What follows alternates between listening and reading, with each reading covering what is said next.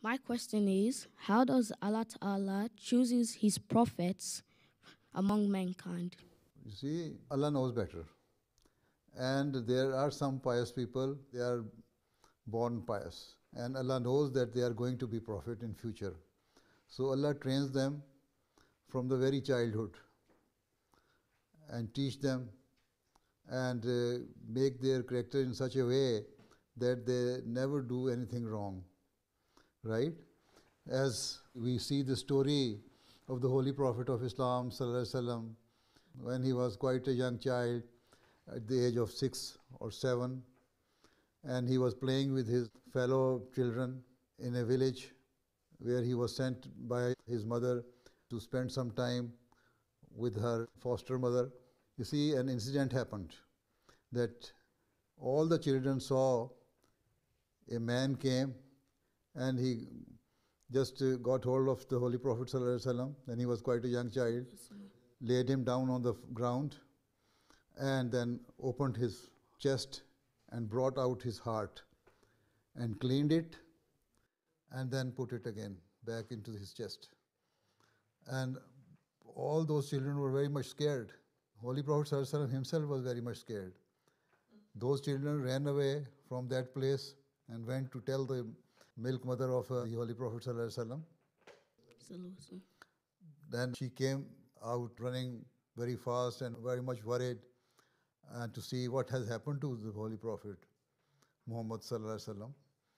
But when she saw he was standing all right, so that was just a sort of vision which all the children and the Holy Prophet Sallallahu Alaihi Wasallam saw, and the angel came and opened his heart and cleaned his heart. So this is how Allah Ta'ala cleanses the impurities of the heart of the person who is going to be prophet, and he trains them by himself. That is what we know.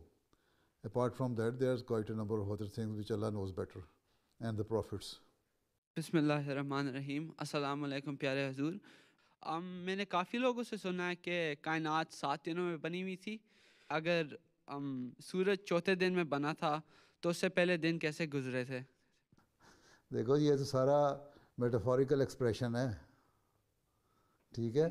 ایک جگہ کہا میرا ایک دن 1000 سال کے برابر ہے، دوسری جگہ کہا میرا ایک دن 50,000 سال کے برابر ہے. تو جب اللہ تعالیٰ کا ایک دن 50,000 سال کے برابر ہے تو وہ ایک دن میں 50,000 سال گزر گئے تو 200,000 ایئرس میں دنیا میں کیا سورج کے بغیر ہوا پھر، اگر تم نے اس طرح لینا تو ٹھیک ہے. تو اس کو اس طرح ریئل ٹرم میں نہیں لیا جاتا، یہ میٹافوریکل ایکسپریشن ہے. اللہ تعالیٰ نے مختلف فیزز میں بنایا. یہ اس سے مراد یہ ہے کہ فیزز ہیں، پہلی فیز، دوسری فیز، تیسری فیز، چوتھی فیز، پانچویں فیز، چھٹی فیز ہیں. اور ساتھ میں اللہ تعالیٰ آرام سے بیٹھ گیا تمہیں اوور سی کرنے کے لیے کہ تم لوگ ٹھیک طرح کام کرتے ہو کہ نہیں. اس کا مطلب یہ نہیں ہے کہ اللہ تعالیٰ نے 4 دن سورج کے بغیر رہا تو زندگی کیا ہوئی، کائنات بنی تو لائف تو نہیں بن گئی نا. جو زمین ہماری ہے، کائنات کو تو کئی ارب سال ہو گئے. یہ زمین جو ہے سائنٹسٹ کہتے ہیں کہ 20 بلین ایئرس میں پہلے بنی تھی، اور قرآن شریف سے جو ثابت ہوتا ہے وہ بھی یہی 18.5 اور 19 بلین ایئرس پہلے یہ ارتھ بنی تھی. اس سے پہلے اور سٹارز بھی تھے.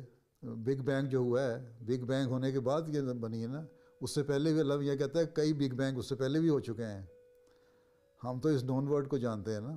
اب تم جہاں آسٹریلیا میں رہتے ہو، یہاں ایبوریجنز رہتے ہیں نا، جو نیٹو لوگ ہیں. یہ نیٹو لوگ جو ہیں یہ جنگلوں میں رہتے ہیں. یہ کہتے ہیں ہم 45,000 ایئرز پہلے کے ہیں، ٹھیک ہے. اور ہمارا ریلیجن جو ہے، ہمارا مذہب جو ہے 45,000 ایئرز پہلے کا ہے. اور ہماری جو نون ہسٹری، ہم مسلمان جو ہیں یا عیسائی ہیں، یہودی ہیں، ہماری نون ہسٹری جو ہے وہ تو 6,000 ایئرز کی ہے صرف. تو یہ جو یہاں کے آسٹریلین نیٹو ہیں یہ تو بہت پرانے لوگ ہیں، ٹھیک ہے. تو اس لیے یہ کہنا کہ ہر چیز کو ہم کمپیئر کر لیں گے، اس طرح یہ نہیں ہوتا. جب زمین بنی، زمین میں اللہ تعالیٰ کہتا ہے پہلے یہ ایک گولا تھا، آگ کا گولا ہی تھا نا. پھر اس میں پانی پیدا کیا اللہ تعالیٰ نے، بارش برسائی، فیومز آئے، بارش آتی تھی، پھر بادل اوپر جاتے تھے، پھر زمین ٹھنڈی ہوتی تھی، پھر آہستہ آہستہ جو اپر سرفیس تھی زمین کی وہ ٹھنڈی ہو کے رہنے کے قابل ہو گئی. پھر 75% جو ایریا ہے ہمارا ارتھ کا اس میں پانی ہے, اوشنز ہیں اور دوسری چیزیں ہیں. جو لینڈ ایریا ہے وہ تو صرف 25% ہے. جو نیچے ابھی بھی لاوا اور مولٹن ہیں. کسی وقت بھی جو ایرپشن ہوتی ہے لاوا باہر آتا ہے اور ارتھ کویکس آتے ہیں, زلزلے آتے ہیں, تو وہ نکلتا ہے نا باہر سے. یہ پہلے باہر بھی ایسا ہی تھا جس طرح اندر سے گرم اور آگ ہے. پھر آہستہ آہستہ یہ ٹھنڈا ہوا تو اس میں ہیبیٹیشن شروع ہو گئی, آبادی بننی شروع ہوئی. پھر آبادی بڑھتی رہی, سویلائز آبادی ہونی شروع ہوئی. اس سے پہلے جب یہ تھا ہی نہیں تو سورج ہو یا نہ ہو, چاند ہو یا نہ ہو, ہمیں سے کیا. جب اللہ تعالیٰ نے دیکھا کہ اب یہاں ہیبیٹیشن شروع کرنی ہے دنیا میں نے اس زمین کو انسانوں کے رہنے کے قابل بنانا ہے, تو پھر اس نے چاند اور سورج اور باقی چیزیں جو تھیں ہماری رسولت کے لیے بھی پیدا کر دیں. ٹھیک ہے, اس سے پہلے کیا تھا کیا نہیں تھا ہمیں کیا پتہ. My name is Syed Mustafa Shah, and my question is, what were your immediate feelings and reactions when you heard the news of the demise of Hazrat Khalifatul Masih IV? You see, one day before I listened to his khutbah and he looked very fresh, and even collecting mulaqat in the evening in the mosque, he seemed very fresh at that time. So it was very shocking for me to listen next day. So as soon as I arrived home from my office, and this shocking news came to me that he has passed away, my reaction was the same as it should have been when your loved one passes away. What is your reaction? That was my reaction. Beloved Azur, my name is Muhammad Fizan, and my question is, in this COVID situation, does Salat in congregation at home offer the same reward as Salat in the mosque? Yes, see, you are not doing it willingly. You are forced to do it. And Allah knows all our deeds and actions and intentions. If we are not going to the mosque intentionally and avoiding to offer our prayer in congregation in the mosque, then it is a sin in Allah's eyes. But when there are some restrictions and you don't have any other choice but to satisfy yourself and to obey the commandment of Allah, you are offering your prayers in congregation with your siblings and family members, then Allah Ta'ala gives the rewards of every person according to their intention. This is why the Holy Prophet ﷺ said, "Innamal a'malu binniyat," that the reward of your deeds depends on your intentions.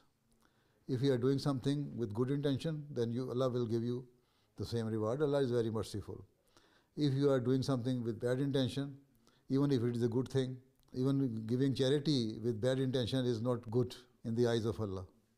So anything you are doing with the good intention will be rewarded by Allah Ta'ala as much as He wishes. Once someone has realized the existence of God through logical reasoning, how would they then recognize Islam as the true religion, since there are so many to choose from? Yes, if you have a firm belief in Allah Ta'ala, then why should we pick any of the religion, or why should we pick Islam as a true religion? This is your question? Yes, haan ji. So phir all the prophets came from Allah Ta'ala.